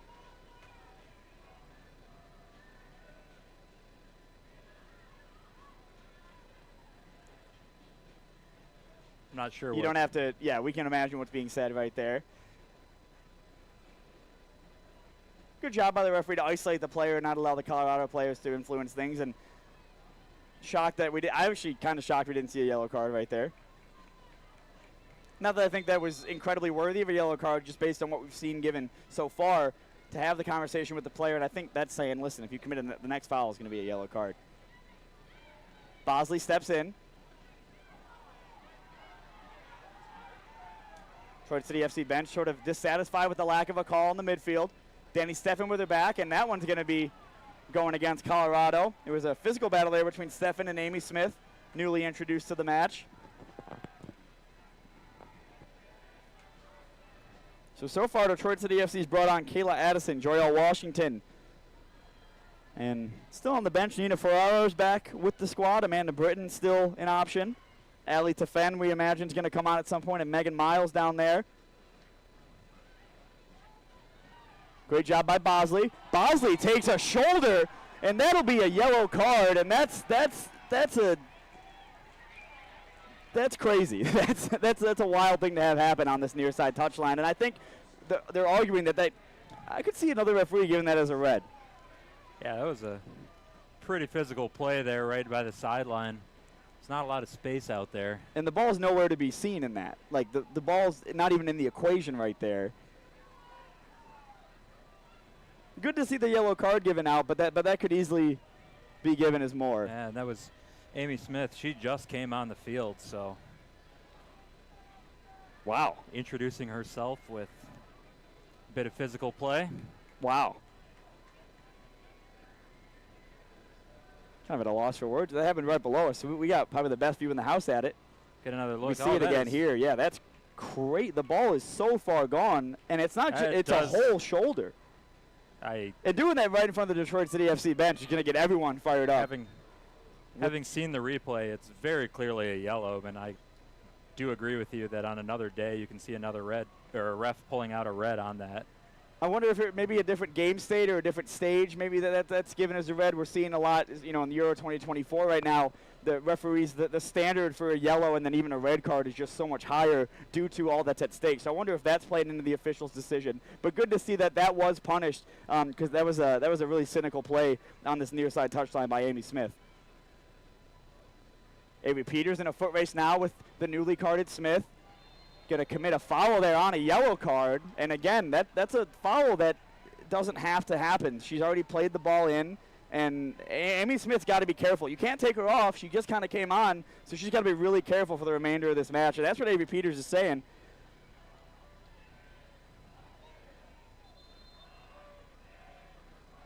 It's getting physical here at Keyworth. The referee wants to make sure this is taken from the exact correct blade of grass. Is it still a blade if it's turf? It's a blade of plastic. So I took a turf class in college, World of Turf, 203, 4-credit class. Learned all about Kentucky bluegrass. That's the only turf I remember. So that's kind of embarrassing. Paget now going to see that one go out of play. It's going to stay with Detroit City. She was confident that was going to stay with LaRouge. Going to leave it off for Ella Offer. Amy Smith's got to be careful. You got to imagine with how close that first one could have been to a red card that her standard for a second yellow could be a bit more unforgiving than others. Colorado now looking to break forward through Reese McDermott. A great switch to find her. On this near side is Sydney Cheeseman, who hasn't been too involved in the attack so far. Great poke out there by Drew Martin. It's going to come back the other way with Detroit City. The line judge, who was further from it, said it was going to stay with Detroit City. Yeah. Oh, some confusion here. It does look like it'll be a Colorado Storm throw in. I mean, Drew Martin did slide in, and so like that's how it was poked away. So that makes sense to me for it to stay with Colorado. It took a long time for that to be cleared up, though. A lot of players very confused about what's happening. And I keep seeing Dave Dwahey kind of point to his head and telling his team to calm down. Don't get too – they haven't been rattled all season, and so to kind of be at that point where maybe that comes into effect, the last place you want that to happen is in the national semifinal in the 70th minute. So back underway at Keyworth here. Cheeseman gets it through the legs. It's going to go against Colorado.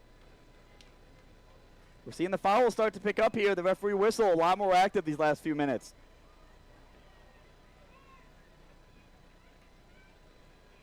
That one's played forward. Kayla Addison looking to win a header. Paget tried to latch on, but Colorado dictating the flow of the match. That one's played forward into a pocket for Kayla Addison to run. Kayla Addison has Joya Washington up in the box with her, unable to fully corral it at her feet. Kayla Addison has it poked away. Referee's going to say it was all ball, and I wholeheartedly agree. Nothing in that for a penalty. Peters and Smith. And that's Avery Peters' first or second foul of the game, I believe, and that's a soft yellow card. It feels like in the 70th minute. Yeah, there did not seem to be that much contact in it. If the yellow card does come out, I mean, I can understand it from the referee's perspective, right? It's a counterattack. Avery Peters. See it again here. To me, she's just going up for the header there, though.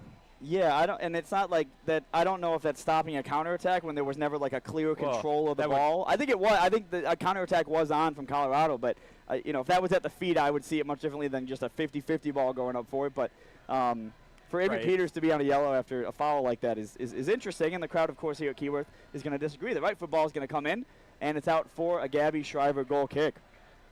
One thing the Detroit players do have the luxury of right now is they have pretty big crowd in attendance to argue their side of things for them, so they can.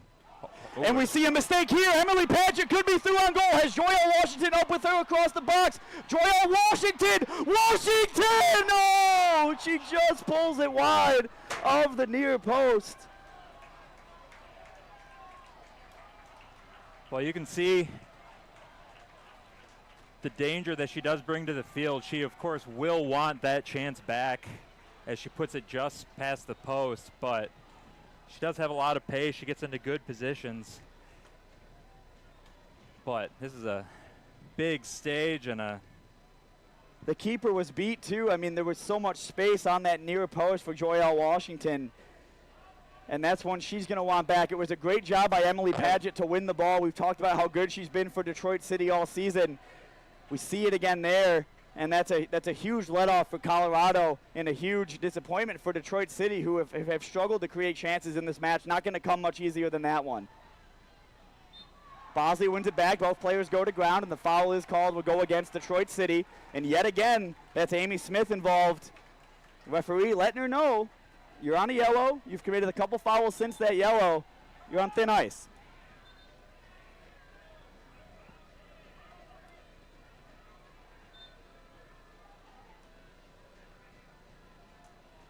There's some juice in this building tonight, Sean. Yeah, the temperature of the game really starting to pick up.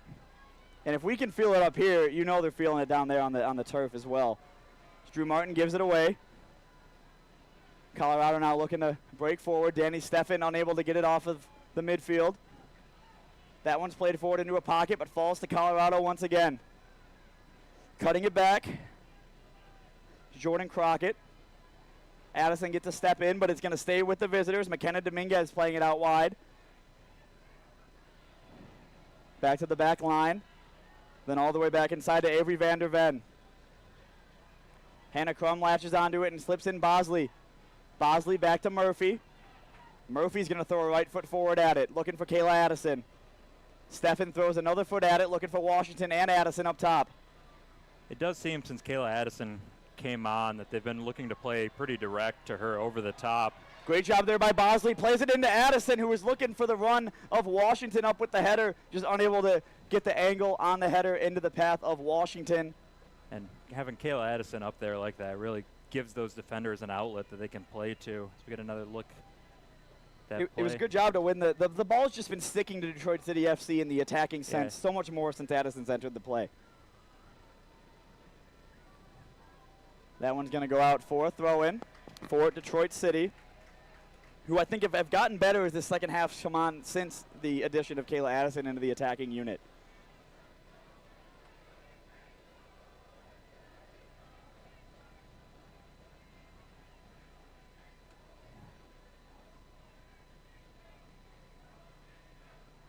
Colorado now looking to get their second.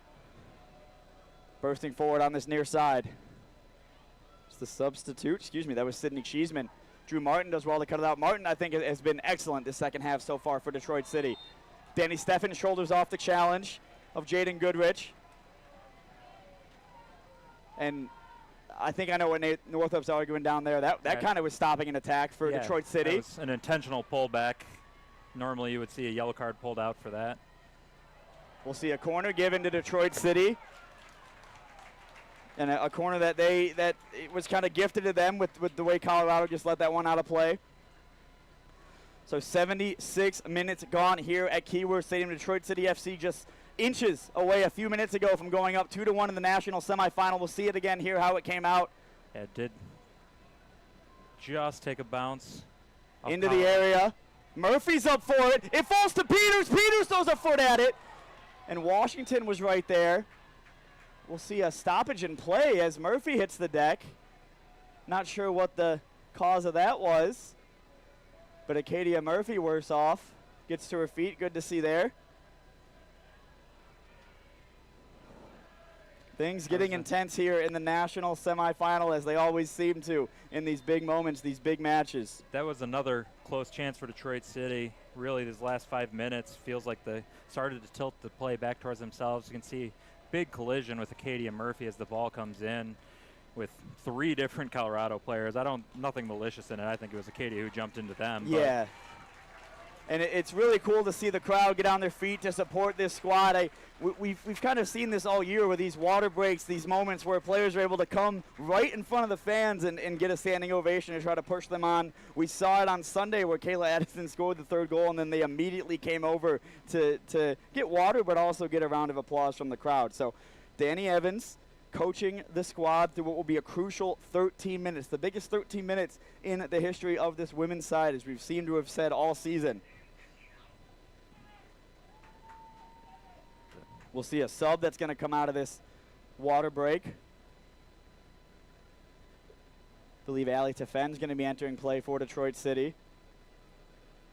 Not just an opportunity for the players to receive coaching instructions, and we've seen this all year. Danny Evans coaching the squad. Dave Doherty leaning heavily on his assistants and sort of allowing it to be a committee that decides, you know, what to tell this team, and he kind of just sits back and watches on as they deliver the messages. Looks like possibly Alexandra Tefend getting ready to come on. She's taken off the orange penny.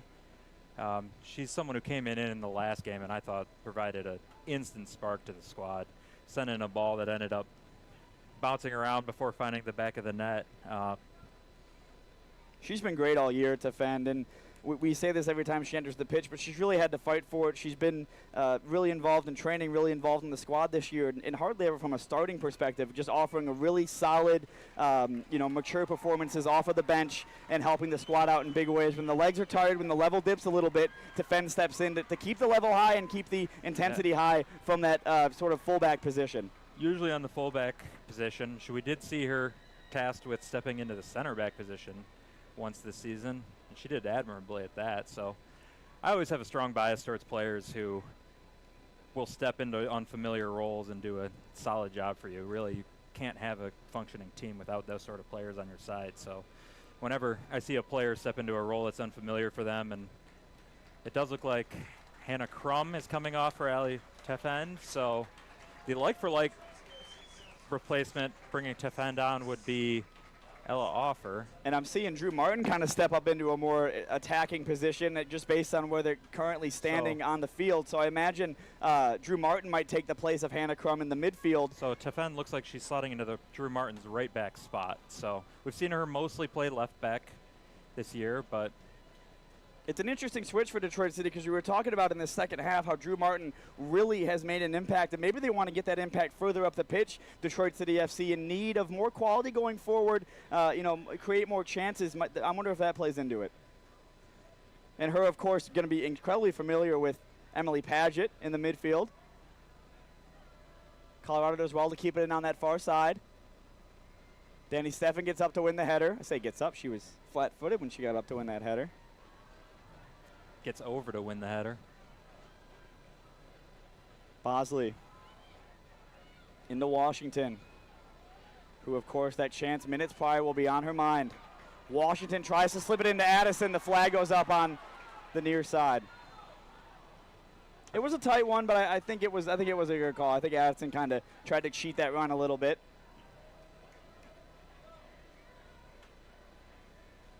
Less than 10 minutes away from extra time at Keyworth Stadium.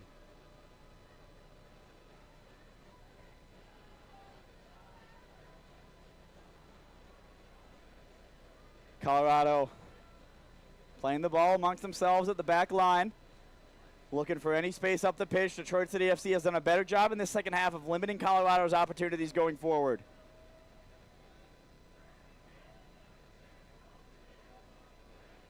Played across. Certain tension in the air here at Keyworth Stadium. Everyone's aware that this game has to end tonight. We have to have a winner coming out of this match, with it being a national semifinal, a playoff game. You sort of longtime Detroit City FC fans will harken back to the last amateur national semifinal here at Keyworth Stadium, the 2017 NPSL against Midland Odessa.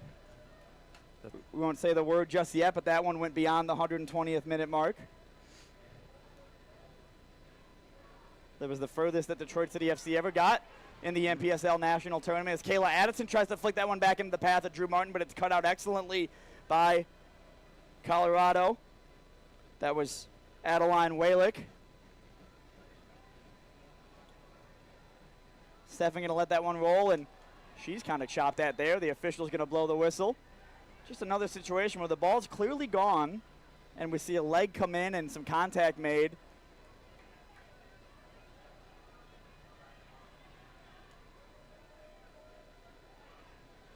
Who's going to step up? Who's going to be the hero? Who's going to be the difference maker for either side?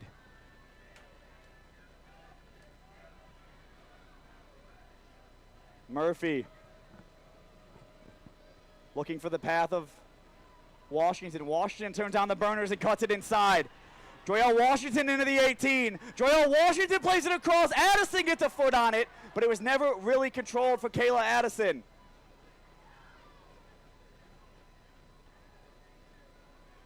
Padgett gets a foot in. Played forward by Murphy. Murphy into Martin. Tried to just poke it past Crockett. Was unsuccessful in doing so. And Peters throws a foot at it. Peters.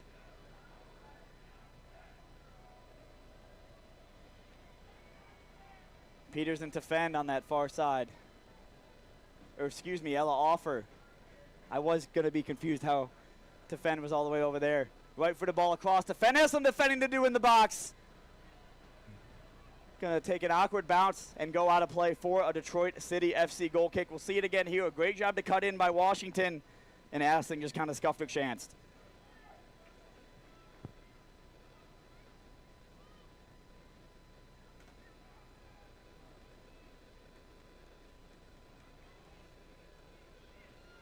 Padgett. Dispossessed. Colorado's done a great job of limiting the effect of some of these Detroit City FC star players we've seen this season. As you see it again there, Padgett has her pass cut out. Going long now, Colorado. Murphy cuts it away in the path of Steffen. Steffen lays it off for Ella Offer. Not sure if she should be able to shape her run to get there. Does so and plays it forward to Drew Martin. But Martin beaten to it. Goes all the way back to the goalkeeper, Todd, who hasn't had much to do tonight. She was never going to get to that Avery Peters chance and then was beat on the Washington chance. But here's Kayla Addison now. Tried to slip in Padgett. Going to stay with Steffen. Steffen finds Bosley. Bosley into some space. Taken away there. And Colorado now has numbers to break forward. Tired legs on display here at Keyworth Stadium. Offer and Dominguez battling on that far side. Bosley looking to help. She's going to cover the deeper of the Colorado players. Back inside to Kotschow. Kotschow's going to lay it off. Colorado's going to play it across the area. Murphy swung and missed. Goodrich threw a foot at it, but back into the hands of Gabby Shriver. It does feel like tired legs coming into play on both sides now, as we've seen flurry of chances and half chances on both ends. It does seem like the defenders who have stayed in the matches are really starting to drop off in the amount that they're able to pursue the attacking subs that came on. Murphy blasts it forward.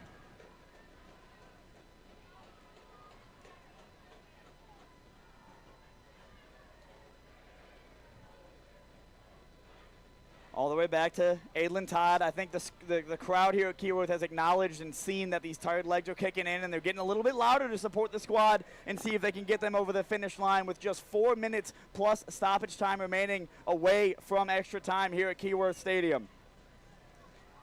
Thank you guys so much for tuning in tonight. I've been Jarrett Mackey alongside Sean Grogan. Whether you're tuning in on CBSDetroit.com, YouTube, or Sports Engine Play, we appreciate it across the board.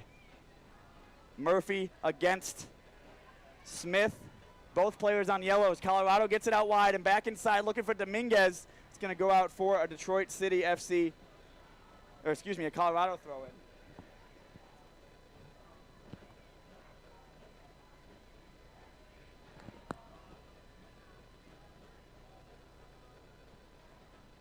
Thrown in, played all the way back to the far side touchline.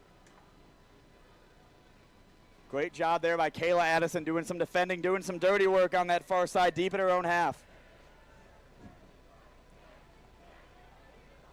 Attention in the air at Keyworth Stadium. Shriver calmly collects that one into the hands. We'll see what Detroit City FC's appetite is for going forward, how many bodies they want to commit in the attack, as we're sort of in that weird phase between normal time and extra time with so much on the line. Fend plays it inside to Steffen. Steffen pokes it across to Bosley. Bosley unable to fully corral it, as well to get it up into the air at least. Bosley up forward again, just a little bit behind her, and Peters is going to get it in back into the midfield to Drew Martin. Martin on the turn has Washington up with her, just a little bit too excited on that occasion from Drew Martin. Blasted it up into space, and it's going to go the way of Colorado. A great job by Colorado, both tactically and positionally so far tonight, to keep Detroit City FC at bay. We knew coming in they were going to be incredibly strong defensively, and they've lived up to that in every sense of the word. Looking to make something happen in the midfield. Out wide, that one's going to be shuffled down the line and way out of play from Kotschow. Reagan Kotschow has been kind of moved around so far tonight. We've seen her in the midfield. We've seen her at that occasion as a left back. So Martin gets up for that one, tries to keep it in play through Washington, but it goes out for a throw in. One thing I've noticed on this Colorado side as they made all those subs is that they moved Reese McDermott from the striker position to the left wing, and she was incredibly involved at the striker position. And they seem to be struggling to involve her when she's out on the left wing. And I thought she was the most dangerous attacker for large stretches of the game. That was a really fast train. Not only was it fast, it was a short one as well. Train. Only like 7 or 8 cars. Yeah. You wonder if that's like a train where someone like forgot a couple things, or they gotta just do another whole engine for a couple. As we see Colorado on the attack now. Ella Offer having to do some defending on the edge of the 18-yard box. Cut back to Kotschow. Back inside. That one's gonna be played across. Shriver's up for it. She's unable to claim it. Colorado still attacking the ball in the box and eventually cleared away. That was a huge let-off for Detroit City FC. Tefen throws a foot at that one. Addison up for it, settles it well, but it's poked away. Murphy up from the defense into the midfield. She's got to track back. The Detroit City FC back line just a little bit stretched here as we approach the 90th minute. Played into the middle. The right-footed strike comes in. Shriver was over to it, and that one would have worried Shriver. It was a good shot by Dominguez. Let's get another look at that. Wow, that is a strong strike right off the crossbar, right in the upper 90 there. And that's about as close as you can come to scoring without doing so. It wasn't just the initial chance, it was the rebound, and the Colorado players just weren't switched on that occasion. Storm once again gets it to the near side. Played into some space in the area. 90th minutes gone here at Keyworth Stadium. A physical battle there between Danny Steffen and the substitute of Adeline Walick. It's going to be a late free kick to Colorado. 5 extra time minutes. Into 5 minutes of added time. Of course, if things stay knotted up after these 5 minutes, we will go into an extra time situation. There is no golden goal. It'll be 2 15-minute halves of extra time should we need them. And we all know what comes after that if we're still knotted up. We won't say it yet. Colorado Storm now. A free kick in a dangerous position. They've been really good on set pieces all night. A hesitation there. That one's going to come in. Shriver, that one had pace to it. Just didn't really have the placement needed to see that one.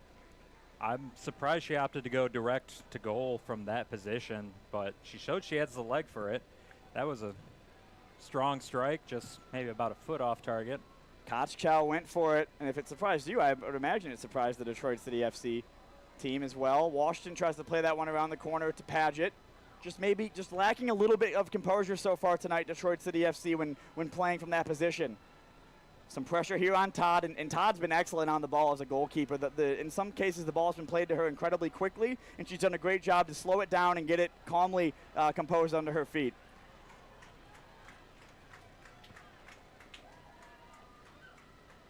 Offer's going to throw it in. A clever flick on there by Martin, tried to find Addison, unable to do so. Colorado's Amy Smith does well to settle it down. It comes all the way back to the midfield and then played forward by Walick. A foot race ensues on the far side between Offer and the substituted Goodrich. Goodrich wins out, lays it off for the fullback. It's going to be Dominguez. Dominguez is going to throw right for the ball into the box. It's Smith who gets up for it at the far post and just wide, but at the end, it's Colorado Storm who put it in at the far post in the second of 5 additional minutes from Keyworth Stadium. And about as late as it can come, Colorado Storm takes the lead in the dying seconds of the match. Yeah, we saw some warning signs in the minutes immediately before that. That was another one smashed right off the post. Detroit City defense not switched on enough to hop on the rebound and get it clear. And what that looks like to me is tired legs. We've been talking about the tired legs ever since about the 60th minute mark for this entire Detroit City FC squad. We've seen a lot of substitutions in the midfield and the attack, but it's hard to substitute defenders. And we kind of see Detroit City FC pay the price for that right there. It's 2-1 Colorado as Detroit City FC will have to throw everything forward, push all the chips in the middle of the table as they look to get an equalizer to force extra time. Bosley plays it forward for Addison. It's poked away, and Colorado will be able to exploit the fact that Detroit City FC has to push so many players forward. Yeah, Detroit City knows they've only got about 2 or 3 minutes here to do something to get that goal, to get themselves back into the game. So Colorado really has the luxury of leaving all the bodies they can behind the ball. We'll see it again here, just unable to really clear their lines. I thought for a second that Kotschow was going to put it in, and then there was just a switch off there in the pocket between Murphy and Peters. Yeah, it was McDermott pouncing on it. And I sort of wonder with how long it's been since Murphy and Peters have played, we'll see a red card issued. There was yellow card to Acadia Murphy, which she was already on a yellow card. So she is sent off. Sort of unraveling at the seams here for Detroit City FC, as we'll see a second yellow issued to Acadia Murphy. And that's the last thing LaRouge needed, because now if you force extra time, you're playing at that with a player down as well.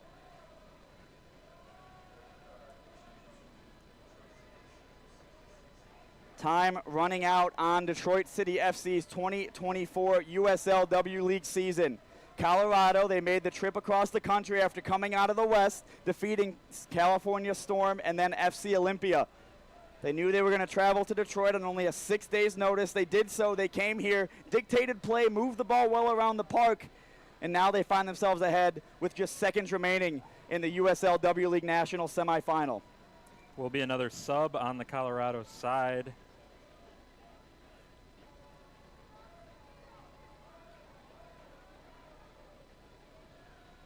Referee's certainly going to be adding all this time on. As it's McKenna Dominguez who comes off.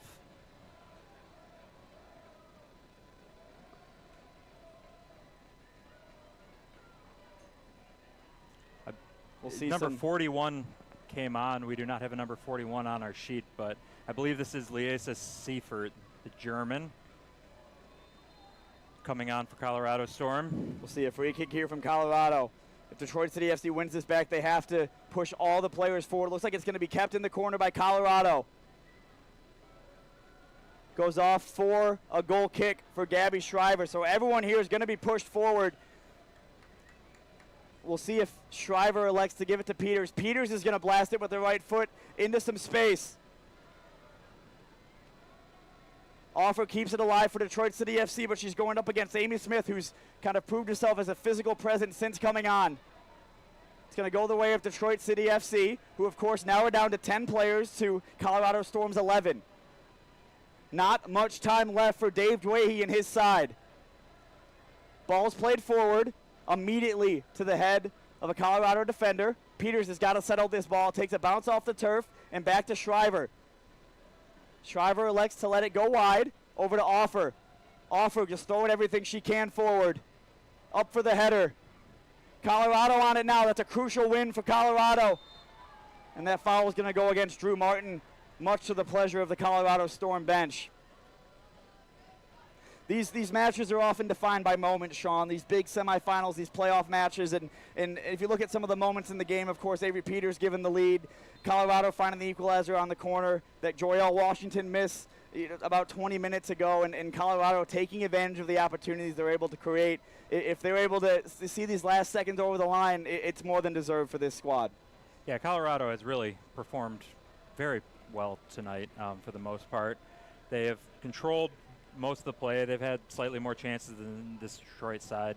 So you can't say that this is not a deserved result.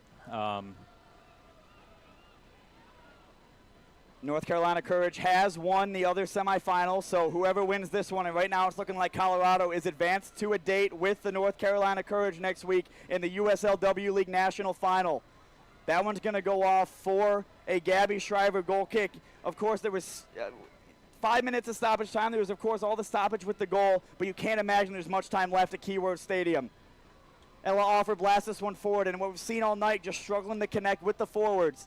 Tefen settles it, blasts it forward. It takes a deflection. Peters throws it forward. And when you're forced to play this kind of ball, you struggle to get the ball to the players that need it. Washington latches onto it, has Paget in the middle, goes wide to Bosley. Bosley gets it past the defender, plays the right-footed ball across to nobody. It's going to take a bounce. If Stefan can win this, Detroit City FC still on the ball here. We'll see how much time left the official deems. It's going to be a deep throw in for Detroit City. Martin's going to take it, throw it to Offer. Drew Martin on the far side. And sees it out of play for a free kick. Not many pieces of sand left in the hourglass for Detroit City FC this season.